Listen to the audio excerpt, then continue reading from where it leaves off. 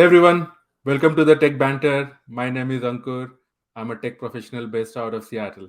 Hello, everyone. My name is Vishal, and I'm a software engineer in a big tech company, and I'm also based in Seattle. So, Ankur, what is the topic for today? Today we are going to discuss the streaming wars. We all are using streaming on a day to day basis. There are many major players. It's a very crowded landscape today. We are going to discuss how the streaming war started, what is the current state of the streaming wars like, and what is going to be the future. What do you have as your beverage today? So, cool. Today, I'm having simple raspberry lemonade. Nice, How nice. about you, Ankur? Yeah, my drink looks in color looks very similar to yours. So I Okay. just I had gone out some time back, uh, and I picked this rosé. It's called Lancestral Rosé. It's from Spain. So I'm excited to try this one out. So Cool. this is like a champagne. Man, it's very tempting.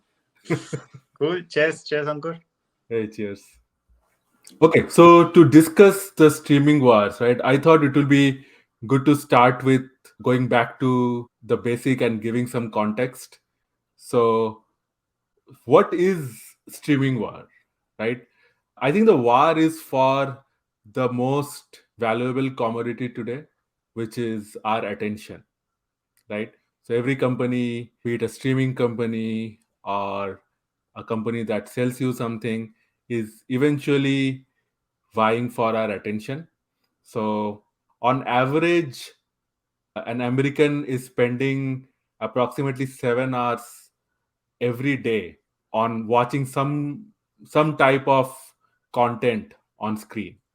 That's a lot of time. That's basically like almost one third of your time every day. And 50% of that time is actually spent in watching different kinds of videos, be it like TV shows, movies, etc. It's a very valuable attention span for us that all these companies are fighting for. So obviously all the big players starting from Netflix, Amazon, Google's YouTube, Disney, Apple, everybody's fighting for that attention, right? The streaming wars, as such, the word or the phrase was first used in 2019 when Apple and Disney entered the battlefield. Before that, it was not such a crowded market. The main players before 2009 were Netflix, Amazon, and Hulu.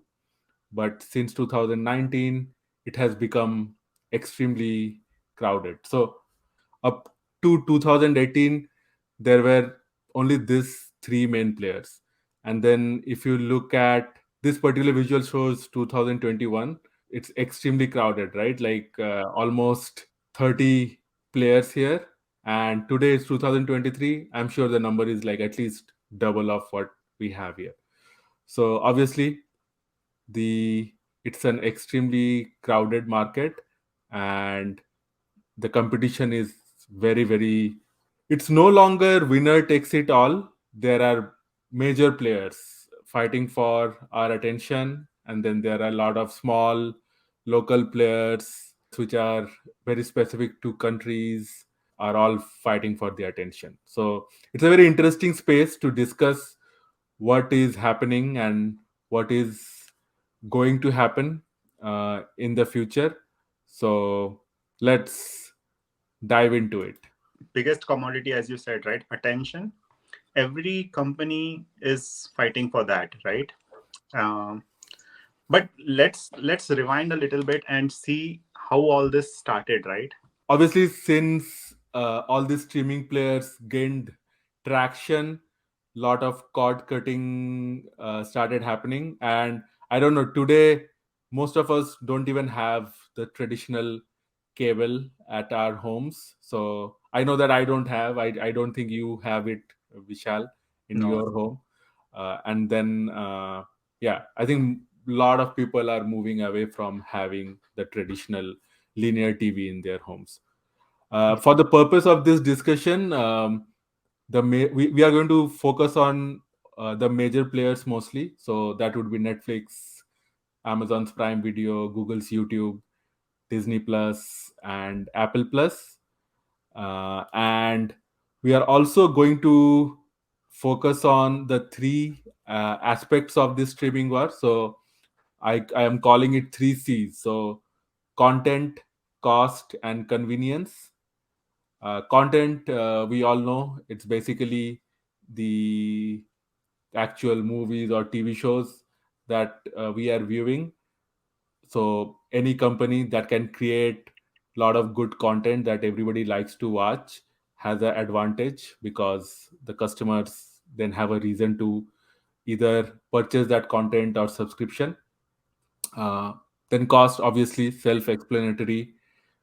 Everybody wants to pay less for the subscriptions or the content that they are purchasing, so lower cost is better for the consumers. And then convenience. I use the word convenience, but I think a lot of it is related to the technology. So how usable the app or the website is for your subscription or content. How well can you live stream content or not have any kind of glitches or buffering during showing your content. All that is like related to convenience. So yeah, at a high level, we are going to focus on these three C's, which is content, cost, and convenience. Like if you see streaming, I think Netflix is the household name that was initially everybody was subscribing to Netflix, right? I'm talking back in 2010, 2011. So the if you see Netflix, right, that was one of the most primary streaming service that everyone was using. And I remember when I subscribed to Netflix, there was very less content over there actually, and it was very hard. Like people used to still go to movie theaters, multiplexes to watch movies, but I think that has changed a lot now. I think Netflix is bidding about acquiring the content aggressively nowadays, right? So if you see like Netflix, right, it started as a just a DVD rental company, and it has a very amazing journey, right? Like it was competing at that time, it was competing with Blockbuster, and actually they went to sell the company to Blockbuster, but Blockbuster rejected it, right? I think Yeah, that was like, one of yeah, the biggest blunders. biggest blunders, I will say, right? There is a fun fact actually. Jeff Bezos called Netflix and gave an offer of around, I think, 15 million to buy it out. Hmm. I Oh, think Jeff Bezos was a visionary man, right? Like yeah, he understood what is like Amazon at that time was already in this book selling business, right? Like e-book selling, right? yeah. E-commerce. And I think Jeff Bezos was such a visionary. He knew that how much potential is there in this streaming service, right? And he gave 15 million offer to Netflix, but I fortunately Netflix founders they understood that it is worth more than 15 million and they backed out. And I think the real streaming thing started in Netflix at 2007, around 2007. Till that point they were mostly in DVD rentals and DVD sales business, but I think they realized the potential of online streaming. And that is one of the service. Netflix was one of the service till 2022 which was having no ads. You just buy the subscription. It was a subscription model that they carried over from the DVD world, and they continued with that. And they never had this ad model. Like now they actually, because of the streaming wars, they are now supporting an ad based plan, which Yeah, is little bit cheaper, um, because they are seeing the pressure from other competition in the market.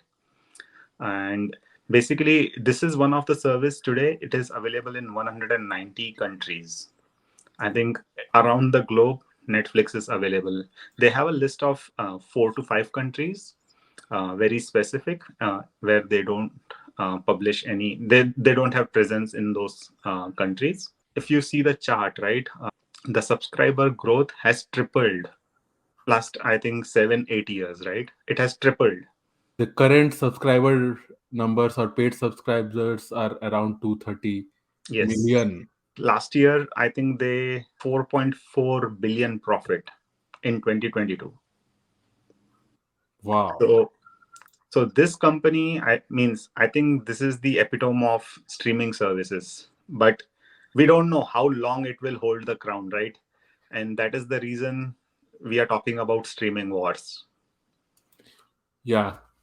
We'll get into we'll dive deep into Netflix and other competitors, and then look at what are their strengths and weaknesses and challenges. But another fun fact about Netflix: do you know that Netflix had attempted to change its name to Y- Quickster in 2011, and yes, then it got a lot of backlash from the customers and actually ended up reverting yes. that change. I think that was basically they were trying to put the streaming, online Yeah, streaming as Quickster, and they wanted to keep Netflix as their original DVD business. that's right. Yeah, But I think, yeah, they did the right decision to revert back. I think Netflix name sounds perfect for streaming service. And by exactly. the way, they still do the DVD business in 2023. Yeah, That's a crazy thing, right? people are still ordering DVD, Ha- and I think it is a very small part of their current business, but it's still like I don't know, like I think 50 million or $100 million of business, wow. which can be a company in itself. I I don't know. Like I have not seen DVD from last 10 years, or maybe 7 8 years. Yeah, Yeah, same. everything is online today, right? Just download it and get it. I think after Netflix, we can talk about Prime Video. So this is the offering from Amazon. Unique thing about Prime Video is most of us do not get Prime Video subscription. We just get it for free along with our Prime subscription, which is a great strategy by Amazon because you don't have to sell your subscription to your customers separately. Even though it is available, like most of us don't even know that you can actually get just Prime Video subscription separately, but it basically does not make any sense. Like if you are in the US and you are most definitely ordering from Amazon, and most of us have the Prime subscription, so you just get it for free as part of it, right? So it's one of the like tens of benefits that are included as part of your Prime subscription. And Prime Video started pretty modest, which like I think it started with like a few hundred shows as part of the catalog, but uh, it has over the years created a pretty strong catalog and a good number of original content. It also has good local content. So I know that specifically in India and multiple Indian languages, it has pretty good selection of content.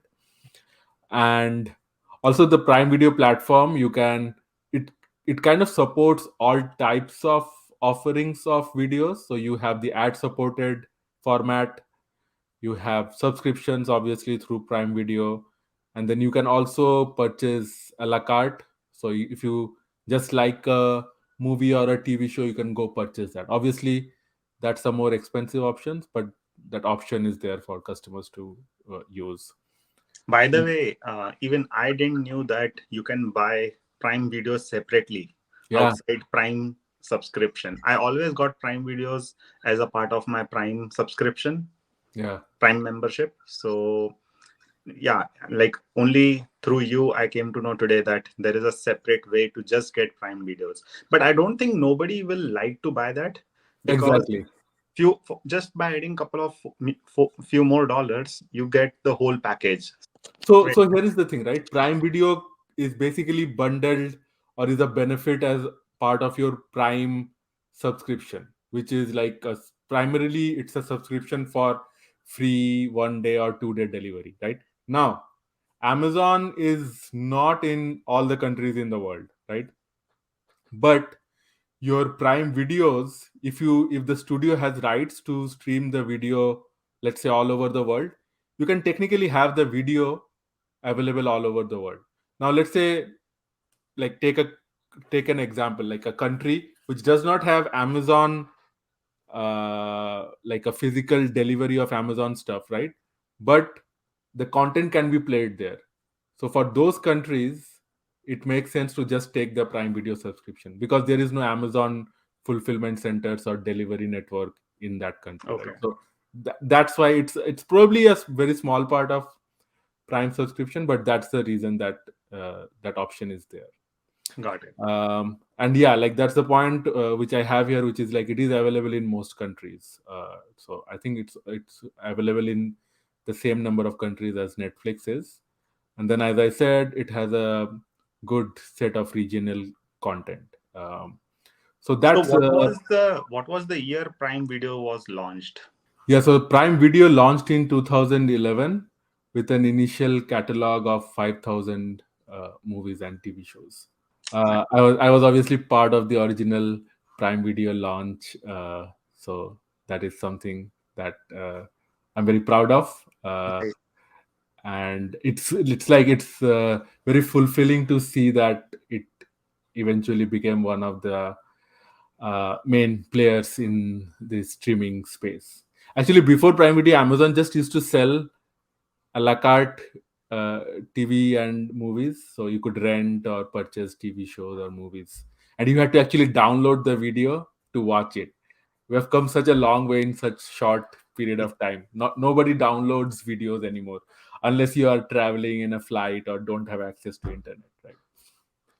So So as you were part of Prime Video team, right? yeah, Did Netflix regularly came in the discussions or for comparison or for benchmarking? yeah. Netflix was basically the benchmark for us during that Nice. time, right? It was always Netflix used to be the company which would basically set standards, set the direction for streaming services, right? How should how should an app look like? Today we take all those things for granted, but Netflix is the company which basically defined. You must be seeing the carousel experience, right? Most, Yes. like, today it seems like it's such obvious things, right?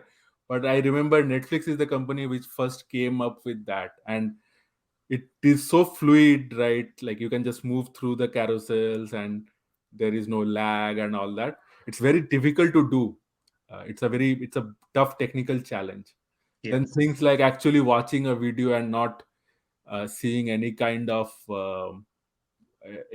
buffering is also very difficult to do. So Netflix was a pioneer in that. Also, like initial companies like Prime and Prime Video, Hulu, those were very technical problems that they had to solve, which is now kind of not so difficult anymore. So, Ankur, do you consider YouTube to be their competitor? Yeah, I think, yeah, so I'm looking at it from a very, like, a first principles point of view, right? So that's why we started by talking about the attention span. I think all these are competitors. YouTube is a competitor to all these companies, streaming companies like Netflix, Prime, Disney. Also, I think today Instagram is a competitor to that, because if you look at your Instagram feed, Instagram has started promoting more and more videos in your feed, right? Like short content, reels, and all that. So even those are like maybe like 30-second content, or in a lot of cases 10-second content, but eventually they are competing for that whatever 7 hours that we are spending watching screens. So in a way, like, all I consider definitely YouTube, but also like TikTok and Instagram, they are all competitors. Like the more time somebody spends on TikTok, they are spending now going to spend less time on a Prime Video or a Netflix, right? So yeah, Got I consider them as competitors as well. competitors. Yeah. I think you are correct. They are part of the competition. YouTube is also part of this competition. Uh, I have one thought process over here, right? One is that these are subscribers, right, for the streaming service. And basically, if you see Netflix and Prime Videos, they make their original content, they acquire content from production houses, right? Yeah, On the other hand, if you see YouTube, YouTube is more of like it is a platform where everyone is creating content, yeah, and there is no filtering, and there is now they have this premium subscription model and YouTube TV. But the original YouTube was plain basic, right? Like yeah, it was not a subscription model. yeah. Original YouTube is just like user generated content, and I Yeah. think that's the um, USP or the strength of YouTube, which is it does not need to go fight those battles of acquiring content from different studios or creating its own content. It can just depend on users, so it basically gets content for free, right? It just provides a great platform, and then users create the content, and then it also has the consumers who come and consume that content. It just shows ads during those videos and basically creates a great economy, right? Wherein you have like great content creators and also like lot of consumers, and the reach is worldwide, right? I think the reach for YouTube is the max, right? Yes. Even much more than Netflix. So 2.1 billion monthly active users. It's just a different kind of scale. Yeah, yeah, And then what completely. YouTube has done very well over the last few years is, um, while all the other competitors are trying to add things like ad based content, YouTube already had the ad based content because it is run by Google, which is basically your the number one provider of the ad platform. But then YouTube has slowly started getting into things like live TV. So you can get like the YouTube TV subscription for $73 a month, which is a steep price. But if you watch a lot of live TV, sports, etc., it makes sense. Um, or if you don't want the ad version, you can obviously get premium, and then as part of premium you get YouTube Music included as part of it. So I think it's a good deal if you don't want to watch ads. So YouTube, even though when we discuss about streaming wars, we don't consider YouTube, but I think YouTube is like one of the primary competitors or players that needs to be considered whenever we talk about streaming So wars. initially, you said around 7 hours a person spends on screen, right? Yeah. I think YouTube must be taking 50% of it because it's Yeah. it's kind of a very addictive. They have this shorts nowadays, right? Yeah. So if you start an YouTube app on your phone, it doesn't give you video screen anymore. It just starts with an Yeah. short, right? And probably you will keep on scrolling, and then you will see, oh, 30 minutes are gone or 1 hour is gone, right? So Exactly. It's a good point because like the short content are great for hooking your customers or yes. viewers, right? You are like I'm not going to like if I like start watching a 2 hour movie, right? I need to like either like wait for the weekend to arrive or wait for my kid to sleep and not have enough work, and then I'm going to start watching those 2 hour movies or TV shows. But a 30-second short, it's just easy, right? Like you're maybe cooking or doing something else, you can watch it. So it's a great way for YouTube to hook. And like that's why like YouTube and companies like Instagram, TikTok have like a lot of advantage there. So I don't see the traditional streaming companies like Netflix, Disney, Amazon doing anything in that respect. Yeah, And that's a headwind that these companies are going to face. So correct. YouTube is very uniquely positioned there in making sure that they can be the leader. Also, Yes. we are recording we are going to publish this podcast on YouTube. That's Ye- the de facto choice, right? If you have to publish a video podcast, you don't think about anything else. yes, Basically, there is no other platform, right? Like Netflix does not have this option. Disney does not have. YouTube is the only company that provides a great platform for us to publish this. yes. It's So a undisputed king in the video section of content creation, right? So it's great. one interesting thing here is um, Amazon Prime Video used to have a service, you can say, which was very similar to YouTube. It was called Amazon Studios. Okay. So the idea was basically to provide a platform for creators, independent creators like you and me, to actually create movies or TV shows there, right? So like they'll create a pilot episode and then basically publish it on Amazon Studios. It can get picked up by other distributors or studios, or like will be watched by users and it would get popular.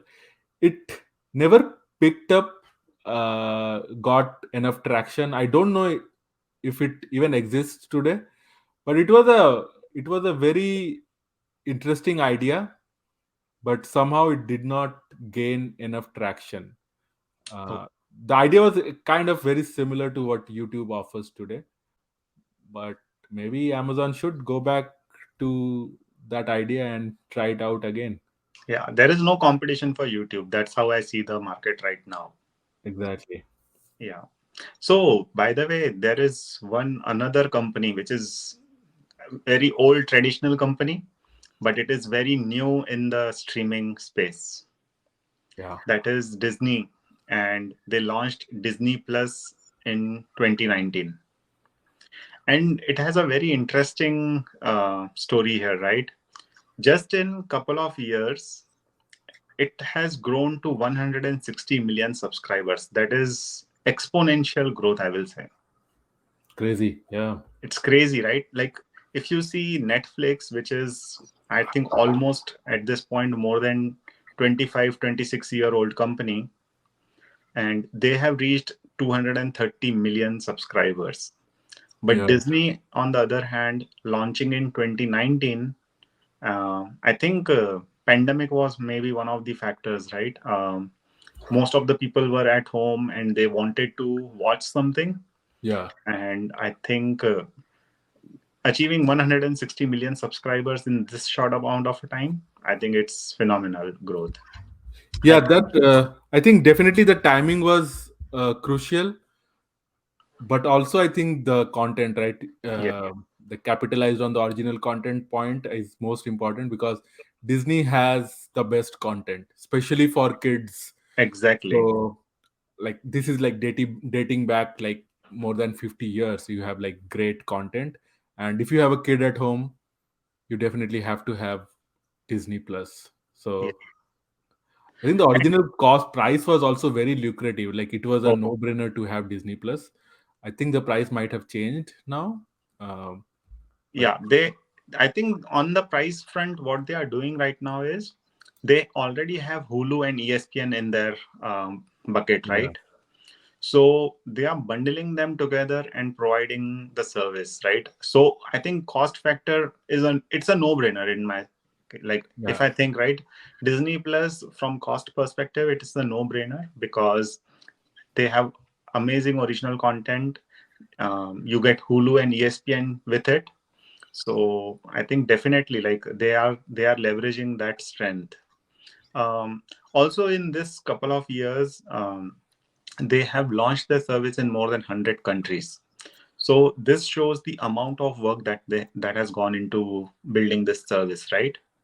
So yeah, I think Disney is pumping a lot of money to make sure Disney Plus is success. yeah, So I think like if you see many streaming services, they usually create a hurdle for you. In the sense, the hurdle is created in the sense like you they will limit the number of screens that you can watch, right? Or they will limit the number of downloads you can do, yeah, right? On the other hand, Disney Plus has made sure there is no hurdle. Hmm. Like you can do unlimited downloads until unless you have the subscription. You can do unlimited downloads. There is no, you can have the same account and you can use 10 different devices. It will Hmm. work without any problem, right? So I think they are trying to provide the best features. They want to make sure the subscriber is happy, and definitely they are one of the most cost effective as well because of the bundling thing, right? They bundle Hulu and ESPN in that. Yeah. So I think this is one of the biggest, I will say, player right now in streaming as well. Yeah. Definitely Netflix, Prime videos are definitely there, but I think Disney Plus is catching up, and it is gonna, yeah, it is means I think it's a threat for both of them, Prime videos and Netflix. If we are talking about the major players, it would be remiss if we don't talk about Apple Plus.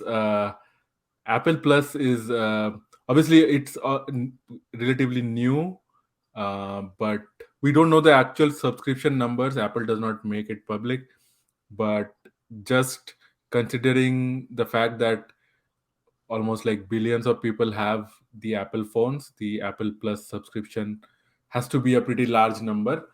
Um, I did subscribe it in the past. I don't have the subscription currently. They have a lot of good content on Apple Plus, so that's also an important player. I think few other mentions would be HBO Max. I think it has almost 100 million subscribers. They have like one of the best content Mhm. in the game. A lot of old content and a lot of new content there. Like Game of Thrones, uh, the most famous one is from HBO, and I would say the other ones are like Paramount. I think they have some interesting shows. What else is there? Have you heard about Peacock? Yeah, Peacock. Yes, Peacock is also a new one which has. I think they have like around 40 million subscribers. Yeah, they are struggling with the subscribers, but I think they have tied up with Xfinity, Comcast. So they have good distribution.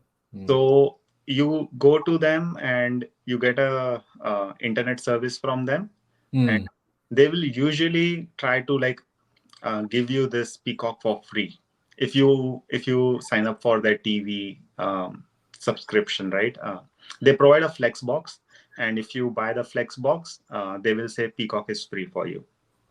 Wasn't the they were streaming World Cup in US, right? Peacock subscription. That's when I Yeah, had taken the subscription, maybe for a month during that time.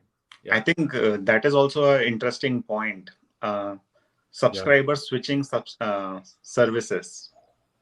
yeah. I think That's what I am doing. Uh, it has become so crowded, and so I think we should talk about the fact, like, how did it become so crowded, right?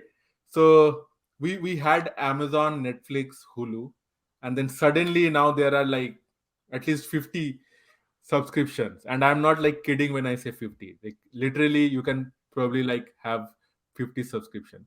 I think what happened was like the whole streaming technology became commoditized, right? So initially it was difficult to like build these platforms or this technology because you are actually like streaming content over the internet, but then internet bandwidth increased, penetration of internet happened throughout the world, the devices became much faster, much more efficient. I think a lot of engineers who were relatively new to the technology and they worked in companies like Netflix, Amazon, and then they slowly started probably leaving these companies and started to join the other companies like Disney, HBO, etc. And then I think the technology became much more available for all these companies. And today I open like any app, let's say like Peacock, where I remember watching, like the experience was actually pretty good, right? So I think differentiation in terms of technology is very difficult to do today. which was present maybe like 3 4 years back. I don't think it is present anymore. Like Yes. a company like Hotstar in India is able to stream a cricket match which is watched by uh, what is that, 100 crore is what, 1 billion, one Yes. billion people are watching a, like, that is unheard of, that level Yes. of scale, right? And like Hotstar is able to do it and do it very successfully. Yeah. So um, yeah, I think technology is right now at least not a big differentiating factor. I think, but if you go back to 2011, 2012, Netflix and Prime Video, they did a lot of engineering in these Yeah, streaming services. yeah, Like if you see the technology stack of Netflix, my yeah, God, they have gone to like nitty gritty of how to make sure the service is successful, right? Like when you said the UI was so fluid, right? The amount of engineering that went into that is like amazing, right? And also the buffering time, right? That time I know in 2012, uh, internet was not that much powerful. Internet speed was not that great. yeah, Uh, and when I went to Netflix and I started it, there was no buffering. And for me, that was a magical moment. I was like, I'm streaming a full high quality movie without any buffering, right? So yeah.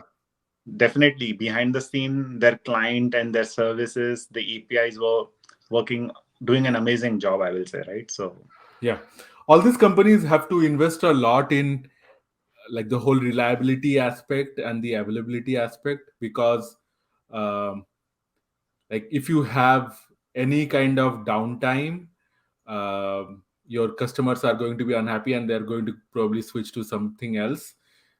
And I I can't remember a time in like last few years when I have I have gone and like played a video on in any of the platform, not only like Netflix or Amazon, and the video has not played.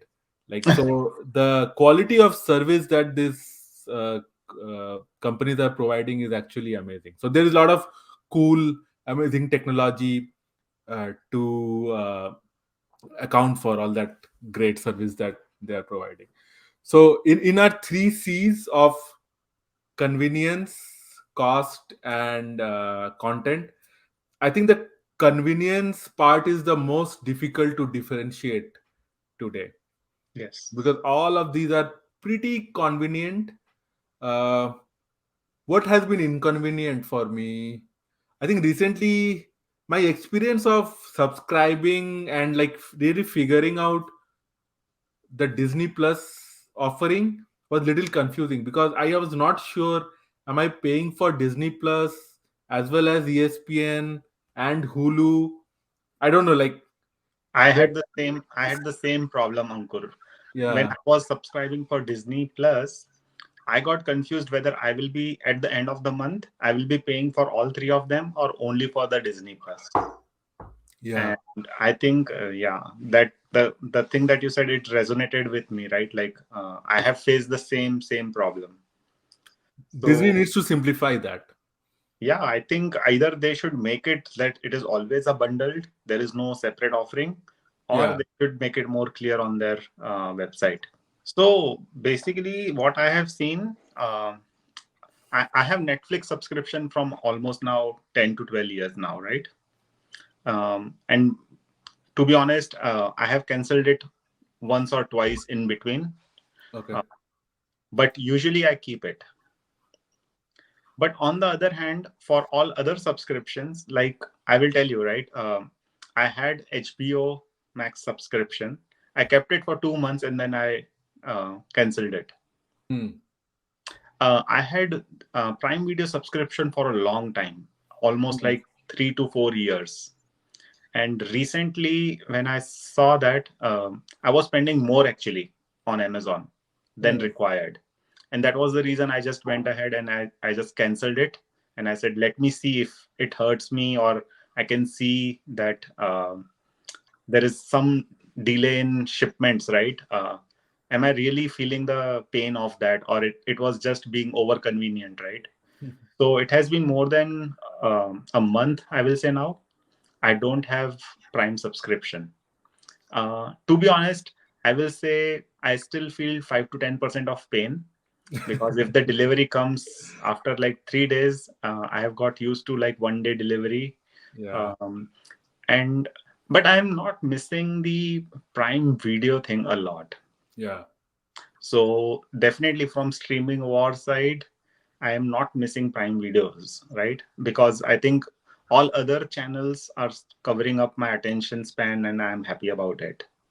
yeah, So I think many people are like, if there is any new movie on Prime Videos, people will just go subscribe it for a month or so, and then they will cancel it.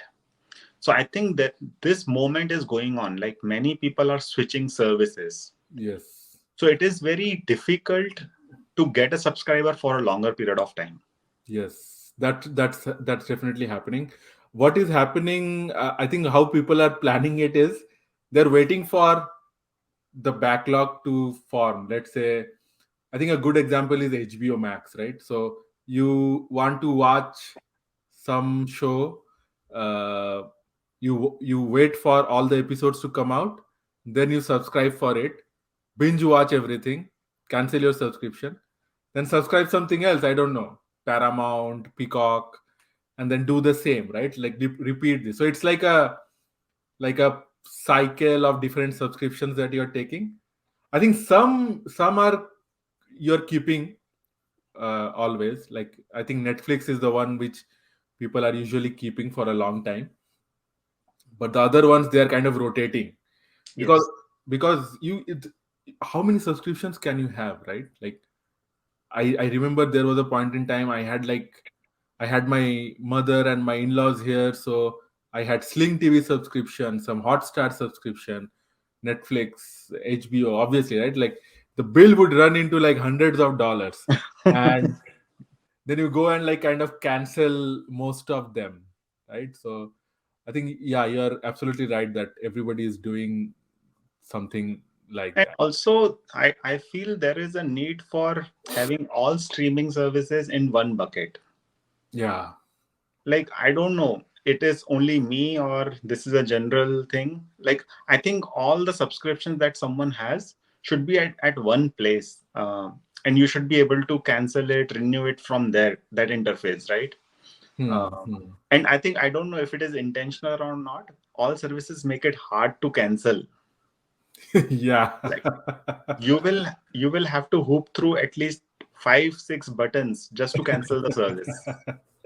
Yeah. And I feel it very painful, because I'm very used to like in couple of clicks doing everything, right? So uh, Yeah. canceling subscription, I that is the reason I usually have, I don't try to hop now, right? I want to keep only one or two subscriptions with me.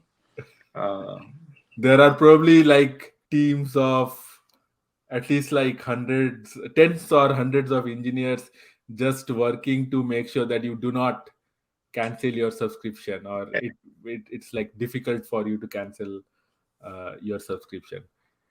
What should we talk about now? Cost.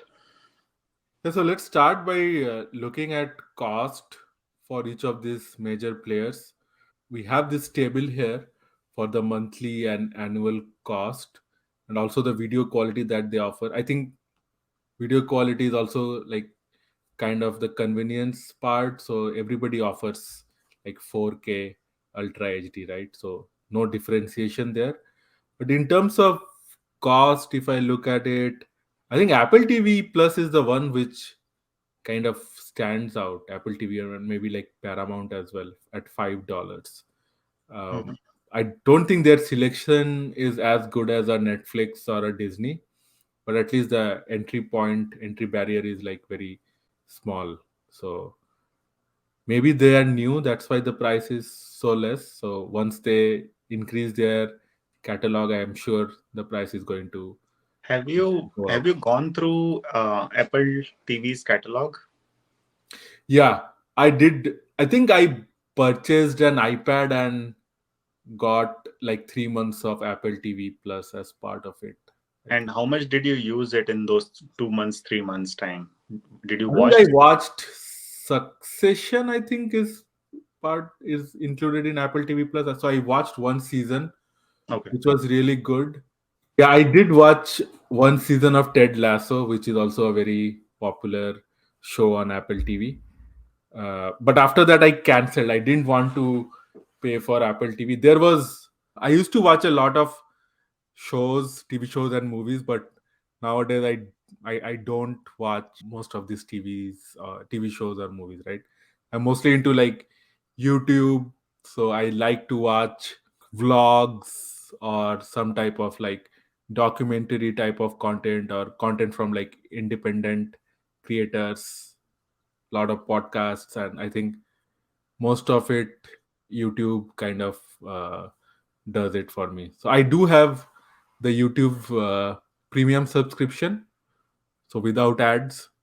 And I'll tell you, I cannot go back to like Ads. YouTube with ads. It's so irritating for me, and I think YouTube has started inserting ads like every. It seems like every 1 minute it now inserts ads, Mhm. and once I have like experienced YouTube Premium, I cannot go back to it. So I really like YouTube Premium, and YouTube Music is basically included as part of it, so which is always nice. So I think in this, I have tried almost all of them. Usually, I don't want to go to a theater and watch, right? Um, Yeah. just because of the time, convenience, right? D- do you rent or do you purchase? I usually rent it out. I Rent it. don't purchase because it's basically me and my kid. We want to watch a movie, Yeah. and then and usually we don't repeat. We don't have enough time to sit back and repeat the same movie again. Yeah. Yeah. So we just rent it out for one time and Yeah. watch it. I'm not a big fan of like buying and keeping the movie. Yeah. Unless So it's a classic, there is no point. I think like exactly. And to be honest, before even we start the movie, we don't even know whether the movie will be of that quality or not, right? yeah. By the way, just so we went to see this Maverick, right? Yeah. I watched it buying from Amazon Prime with my kid. Wow. Yeah, and the only reason was yeah, we didn't had time to go to the theater. Yeah. And actually, I watched it with all the friends and you, right? Yeah. We watched together. So I was not willing to go back to the movie theater again. So we watched it at home. Nice. And I think Netflix is one of the subscription where everything is included one in the subscription, right? Yeah. So there is no a la carte buying each individual content. So I think I like that concept a lot, and that is the reason I have kept that subscription. Have you tried Netflix with ads? I think they're calling it Netflix Basic with ads. Yes. So I have not tried it because I have not cancelled Netflix from last 3 to 4 years, right? Okay. So I've also they not didn't. tried it. Is it that I think it isn't it like you have to pay the minimum price for the subscription, but you will still get ads? Isn't it like that? So I think it is for 6.99 probably. Today I'm paying around 14.99 to Netflix. Right. And in 14.99 I think that is a premium service with two screens, and basically there are no ads. Yeah. But if you want to reduce the price, you can go to 6.99, and then you will have to see an ad before every, I think every 1 hour, I think they are inserting ad. I'm not sure because I haven't checked the ad version. Yeah, let's talk about the content aspect. Who is doing good here? So maybe yeah, let's start with Netflix, right? So I think initially all these streaming players like Netflix, Prime, Hulu, they were licensing the content from the content makers or the studios. So it would like license content from NBC or Disney or a 20th Century Fox. But then it quickly realized Netflix, I think, was the first to realize that to stay competitive in this game, they had to have their own content. They couldn't depend on the other companies on the content, because subscribers or the customers are going to follow the content. Basically, whichever platform has their content, they're going to follow there. So I think Netflix was a pioneer in the original content game, and obviously, I think Amazon also followed and produced a lot of good content. Now it's basically a arms race. Yeah. Every company is throwing billions of dollars into the content game, right? So But I think there is a big advantage for Netflix and Amazon Prime here, right? Because over the years, they have studied user behavior.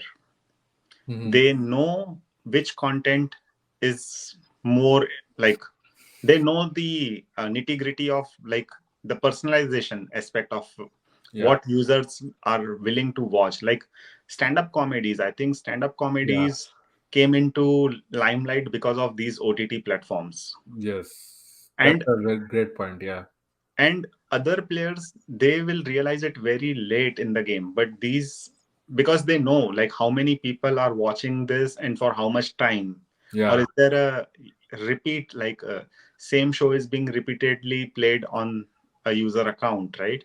So yeah, they have all that data. To be yeah, honest, they have exactly the data of from which minute to which minute you were repeating the yeah, video, right? yeah, Which video was played repetitively, which section was played repetitively. If they have that amount of data, I think it will help them a lot in content creation. yeah. Yeah, Netflix's recommendation is very good. It was actually like the USP of Netflix, which is it could recommend you videos that you are most likely to watch. So yeah, stand-up comedy actually is a very interesting example that you brought up, because earlier stand-up comedians used to like think about two companies, right? Either Comedy Central or HBO. Like Yeah. if they could have their specials in those platforms, they used to like think of that as like success. Now it's Netflix. So every stand-up comedian wants their special to be available on Netflix. So Netflix, yeah, like they have all the top comedians in the game today. I think Netflix did something interesting in terms of content. Yes. It went for quantity over quality. So of late, right? Of Mhm. late, if you look at the kind of content that Netflix is producing, there is a lot of content, right? If you open up, and not all the content is actually high quality. It's Mhm. like very mediocre in nature, and a lot of it is basically guilty pleasure. It shows up on your screen, and you are basically trying to kill time, so you keep watching it, right?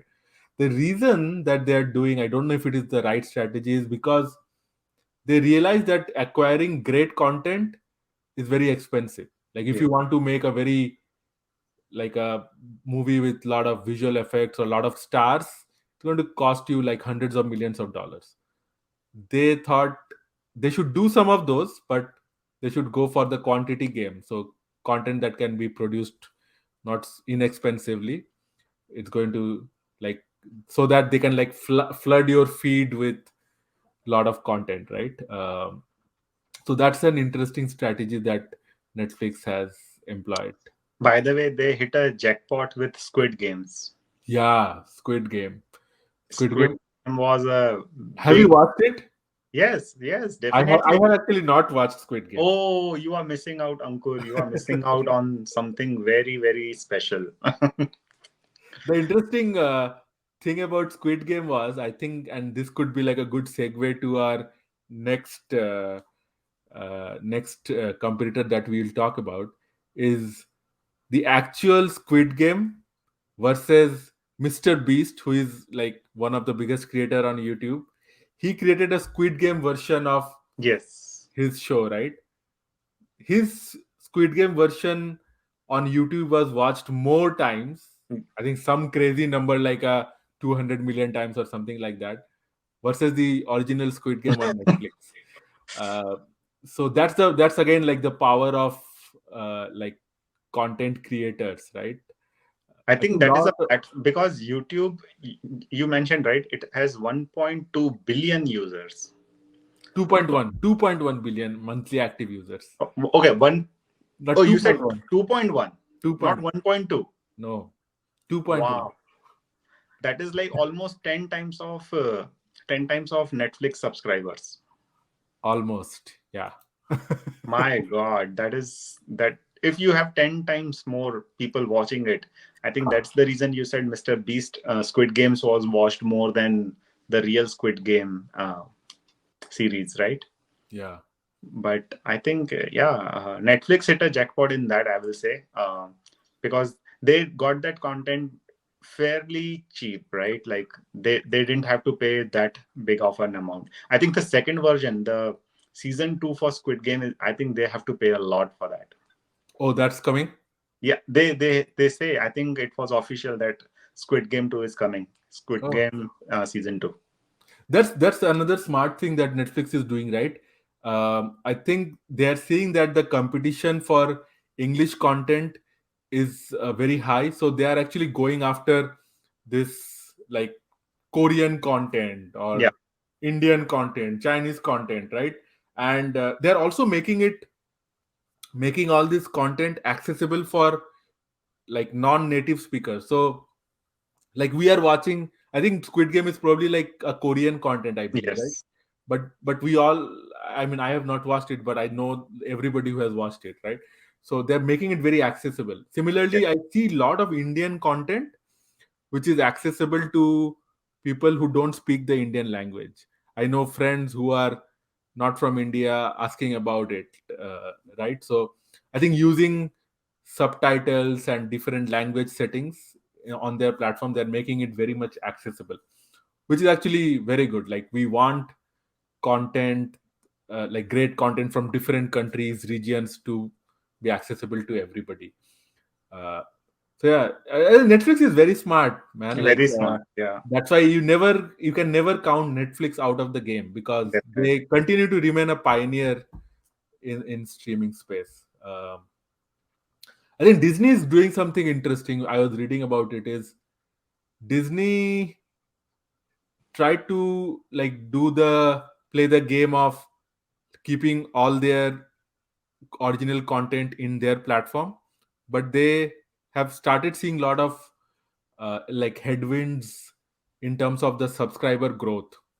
So what now they are probably going to move towards is making like focusing more on the content and basically licensing it to companies, to its competitors, right? Oh, really? Yeah, so it's now thinking that it will like license its content to whoever is the highest bidder. So Netflix can get their content, Hmm. uh, and can even get it exclusively, but they have to like pay up, right?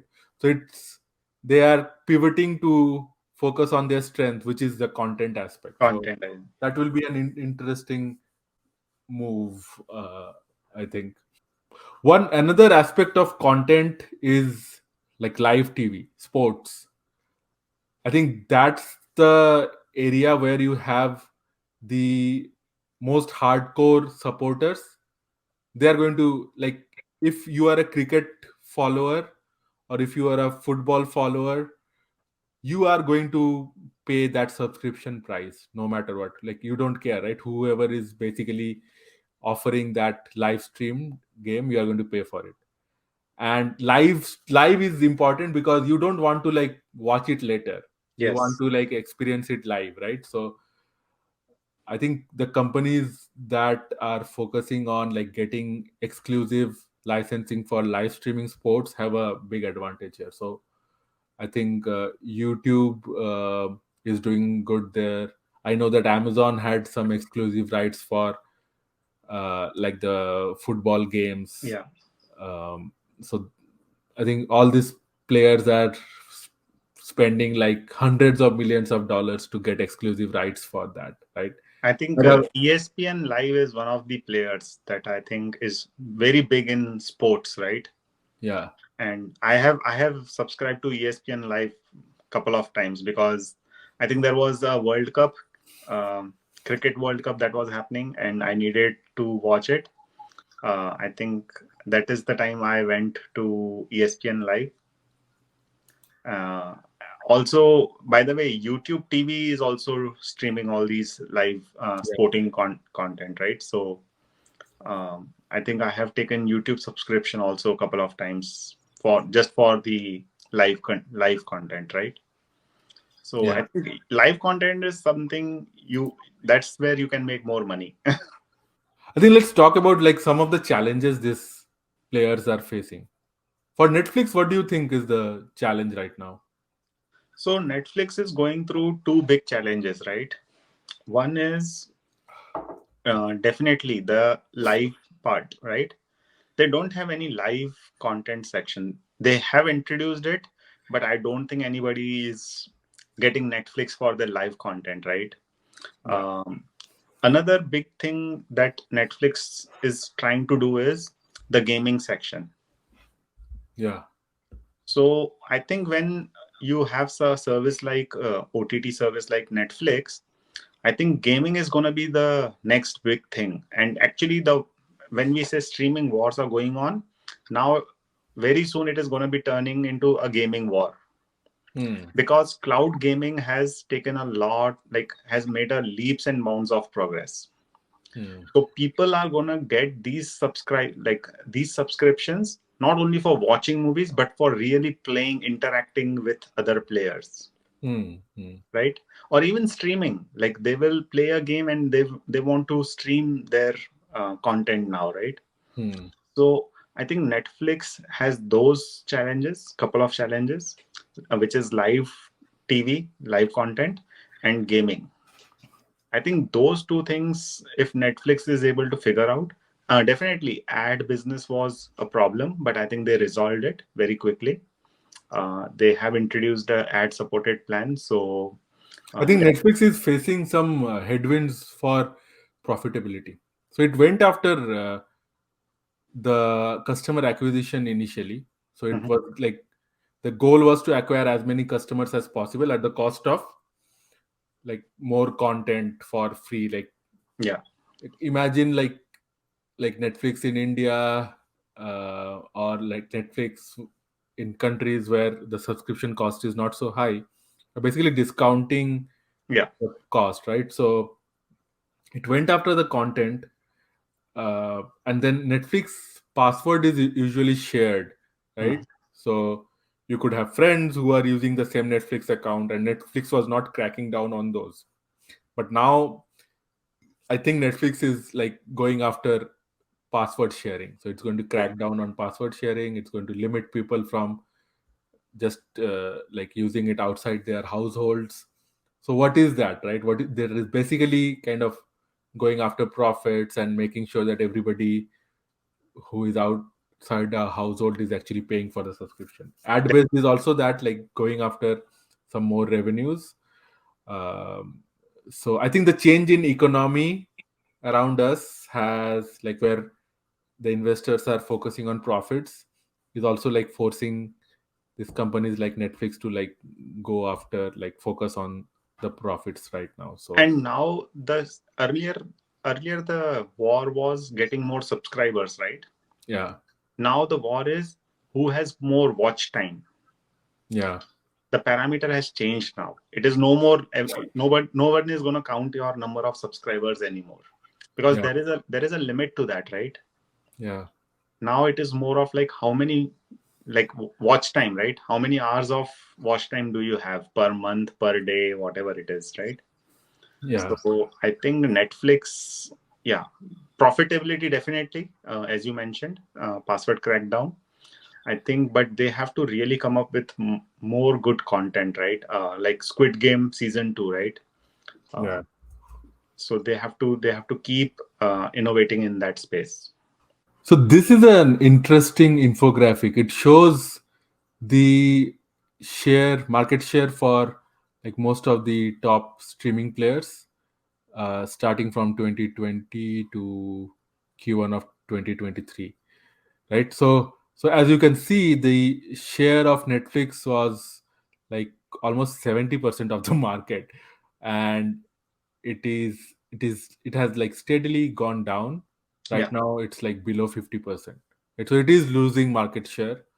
And I think the others are mostly either keeping the same share or increasing in their market share. Like, so HBO Max, if you see here, has actually like significantly gained a lot of market share. Same for Peacock TV. So I think that's the biggest challenge for Netflix right now. So it's the king. So the challenge for it is to make sure that it does not lose its throne Yeah. right now. What are the other challenges? Do you have None any? of none of these players are providing local TV. So how, like, if a person is interested in local TV, there is no way to cut the cable at this point, right? Yeah, that is a good point, because I think you and I don't are not interested in the local TV, but there are a lot of people who are interested in like what happening in their town on their city, uh, and I think none of the existing players actually provide that service. Yeah, And how do you see the news market, right? Uh, yeah, so Netflix, Amazon, they don't provide news market, right? Only I think YouTube TV is the one which provides you live news. yeah. But apart from that, I think there is, yeah, there That's is a not. very loyal customer segment, right? Yeah, People who like watch CNN or Fox, right? It's like a ritual for them yeah, that every day for a few hours they are going to sit in front of the TV and like watch their favorite news anchor talk about the news of the day. And yeah, I don't think there is any player right now which can replace it. So yeah. recently Tucker Carlson left Fox, and he has been doing his show on Twitter. I think it had like great numbers, at Oh, least no. for the first few shows. I don't know how it's doing right now. So that's an interesting kind of initial thing that we are seeing. Hmm. But other than that, you are right. Like news is an area that still local or cable TV, linear TV has a hold there, which is a Yeah. lot of like older audience, I would say. Uh, Younger audience consumes news on the internet, right? Internet. Yeah. It does not care for Fox or CNN. So yeah, that's I think that's still a limitation or a challenge for the streaming platforms. I think those are the ones that I can Big, think of. yeah, big one. What about the? Let's talk about the future or the opportunities for these companies. I, What's going to happen in the I future? think from future or opportunity wise, right? I think people are like, we did this episode of Apple Vision Pro, right? Yeah. To be honest, I believe that kind of device is the future of these streaming platforms. And I will tell you why. Because very recently, me and my kid, we wanted to watch Mario movie. Hmm. And there was an option to buy it on the OTT platform. Yeah. But we both chose to go to an IMAX theater, movie theater. The only reason was we wanted to watch it in a 3D. And definitely, like, no OTT platform was providing that capability, right? Yeah. So I think of future, right? If Vision Pro can provide me a 3D experience of a movie at home, I Yeah. would probably love to do that, right? I am ready to pay the same amount, and I will love to have that experience at home. Yeah. Absolutely. That was going to be a unique advantage for Apple and its Apple Plus offering to show augmented or virtual reality experience. Yeah. 100%. I think that is a big play. And And I think Disney CEO came on the stage of Vision Pro, right? yeah, So Bob Iger was on the stage along with Tim Cook to I promote think Vision that Pro. means Disney Plus understands that this is the future for Yeah, streaming. yeah, And I think other players are struggling, like, what are they going to do with this now, right? yeah. It's an interesting thing. Like we were talking about how today technology is no longer a differentiator for the streaming players, but in the past it was. I think it's a cycle. In a few years, again, the Same. technology is going to be the differentiator. So 100%, I think AR VR can be a differentiator. And then another hot topic is the AI space. I think AI can be a big play because what is the cost for most of these companies today? Content, right? Mhm. Content, whoever can throw money at the problem can get the content. So what is your differentiator? I think AI can be the differentiator here, because if you remember in one of our AI episodes that we had done in the past, we discussed about how AI was able to create video content. Yeah. I think these big players should actually invest in like generation of AI content, and then they don't have to like depend on studios to make this multi-million dollar movies or TV shows, right? And I'm sure they are already working on Yeah. those. So that can be like a big play here to like gain some competitive advantage over the others. So AI is going to be a big one. I also think YouTube is uniquely positioned to create content at very low cost through its platform. So I think I mentioned it already, but I would like to see some competition in that space, which is like big players like Amazon or Netflix providing a real platform for creators. Like Yeah. anybody, like there should not be a entry barrier. Uh, like anybody should be able to create content, and then let the marketplace decide whose content is good, Yeah. right? So the way we are publishing our episodes for this podcast on YouTube, we should be able to do it on all platforms like Netflix, Amazon, Yeah. Hulu, Disney, Apple, all that, right? So yeah, I hope that happens. That's going to be eventually good for content. All the great content is going to bubble up. All right, so maybe like let me ask you something interesting. So I don't think this is going to be a winner takes it all kind of a war. I think there are going to be multiple players. May not be so many players that we have today that will remain standing. But if you had to put your money on one of these players, who would you put it on? You can only pick one. Oh my, that's the that's the it's so hard, right? Yeah. To pick just one player out of all of them. And when you say when you have to put your money, what do you mean? Like as a business or as a consumer? So today, let's say, like, let me put it this way. So today, Netflix is, we saw it's still the majority share, right, in terms of streaming.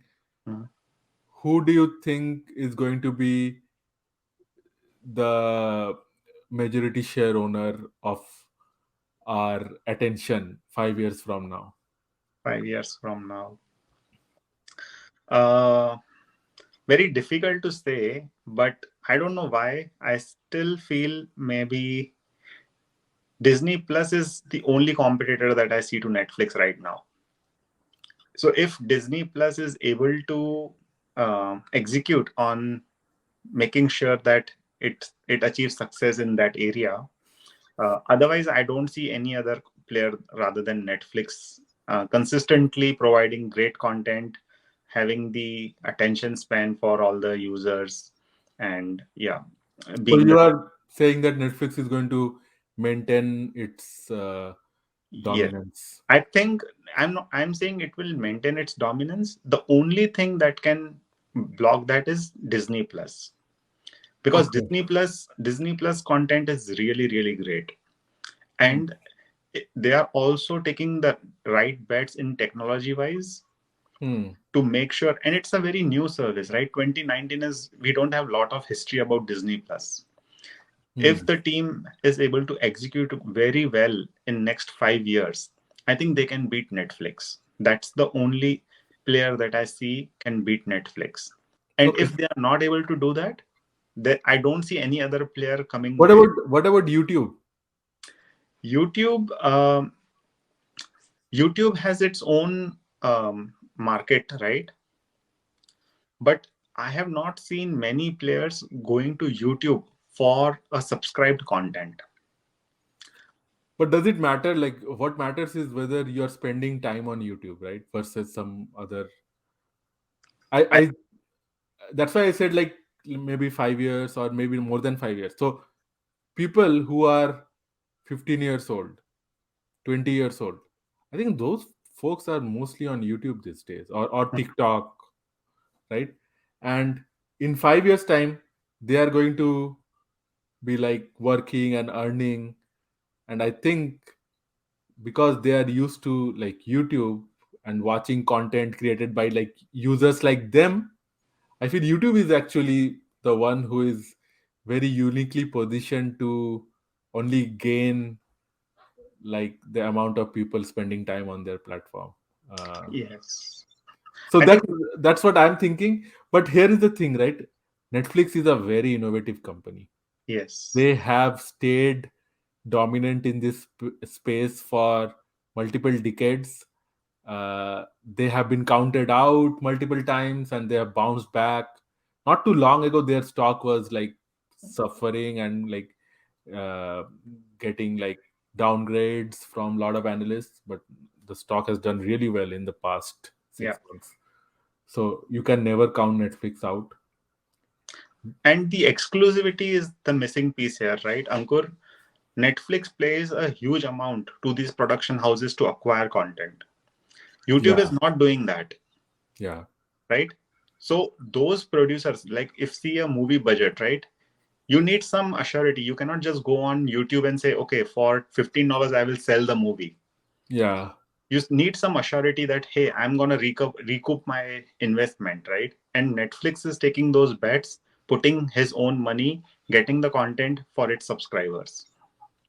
So there is some difference, but I still believe only Disney Plus is the one which will be a tough competition for Netflix in the space of having more subscribers and subscribed content, exclusive content. Okay, I think those make sense. So Netflix and Disney for you. I think for me it's going to be YouTube, and I think Apple with its Vision Pro is going to be interesting play. Oh, that is going to be a different play altogether. Yeah, That is it's going to coming be out next year, so we'll see we how yeah. much it picks up. But yeah, I think yeah we are almost at the end of this discussion. Cool. Good discussion on streaming wars. We'll have more discussions related to this kind of battles and wars. I think I had a very good discussion about streaming wars today with you. And with that, I want to remind you that by the end of this episode, we have to go and see our fantasy stock pick. Yeah, let's look at our fantasy stock picks. So, people who are not aware, this is a fantasy game we are playing for the last couple of weeks. So, beginning of June, the rules are we get $10,000 of notional money, each of us. So, Vishal gets 10,000, I get 10,000, and we picked few stocks of our liking at the beginning of the month of June. It could be any stock or ETF, and once you pick those stocks or ETF, you cannot trade for rest of the month, right? You cannot purchase anything new or you cannot sell anything.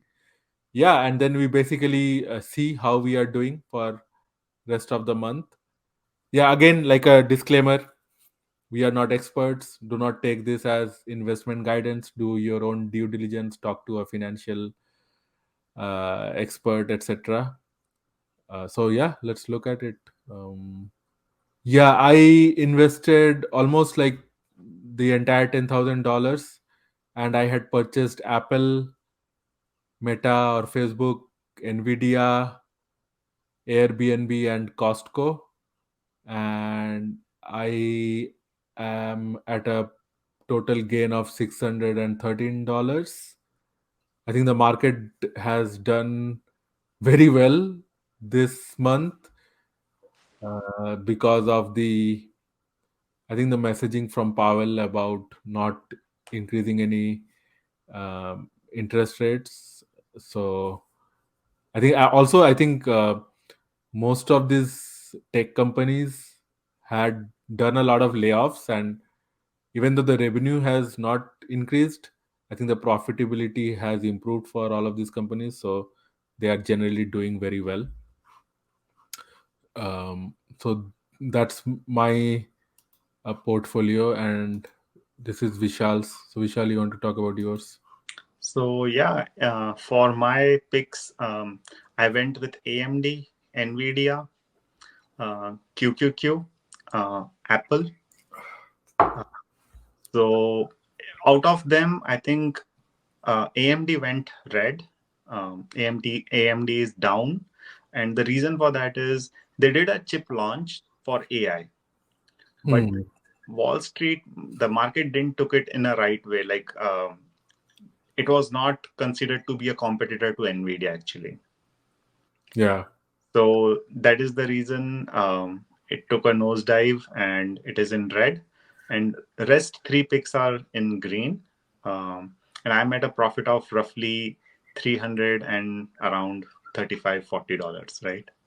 So I think Ankur, you are winning this almost by 200 $300. So congratulations on that. There is one more week. I Yeah. don't. I hope there will be some change, but I am not sure if I will be able to catch up to your gains. I think your best picks were Meta and Airbnb. Yeah, Airbnb actually turned out to be a good pick. It was just a random pick, but it turned out to be good. Nice. I think the market is just doing well, so we'll see if we can continue this. I think both of us have done well. Like, I have had a gain of 6%. It's a six Yeah. percent monthly return, or whatever, 3 weeks return, and you have had like about 3.5% Yeah. weekly return, which is monthly return, which is crazy, right? Yeah, which is good. Yeah, definitely. 3.5 or 6%. There's a good gains for a month. So I was, I think, reading somewhere that Nasdaq is actually up uh, significantly, but most of it is because of like seven tech stocks, right? Okay. All this, basically the big techs, like Facebook, Nvidia, Apple, they are doing great, which is pulling like rest of the market up. Like, if you remove those, then the market is basically flat, right? Okay. And those companies are up basically because they did a lot of layoff, and as I said, that their profitability is looking good. So yeah, we'll see where we are next week. And as always, you can follow how we are doing live on our website. We have a link to this document, so you can go to our website at thetechbanter.com, and we are also available on all major podcast platforms as well as YouTube. So just search for the Tech Banter. Show us support by dropping a like and subscribing to our channel, or follow it on other podcast platforms. But yeah, this was episode 9 of our podcast. Hope you enjoyed it. We are loving making this podcast and learning at the same time. And the next one is going to be our 10th episode. So we are very excited. So yeah, keep supporting us, keep listening. Cool. Stay tuned for the 10th episode, guys. It is going to be something very special. Awesome. Cool. All See right. you then. Have a good one, everybody. Bye. Yeah.